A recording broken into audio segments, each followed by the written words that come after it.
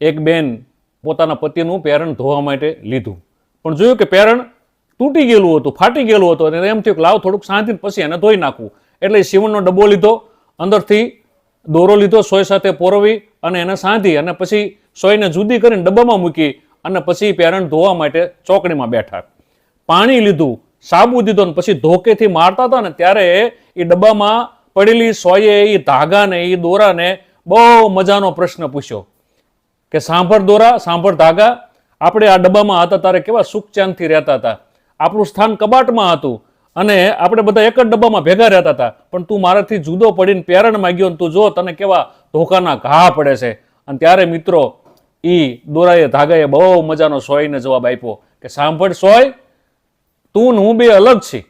આ પેરણ છે ને એ સૂતરનું છે ને હું સૂતરનો છું અને તું લોખંડનો છું. અમારી બેની નાયત એક છે, તારી નાયત અલગ છે અને કદાચ અમારી નાયત માટે થઈને અમારે ધોકા ખાવા પડે ને તો અહીં અમને મંજૂર છે. સાહેબ, જગતમાં તમારા સમાજ માટે, તમારી નાયત માટે, તમારા દેશ માટે મુશ્કેલીઓ સહન કરવી પડે ને તો મુશ્કેલીઓ સાહેબ સહન કરજો.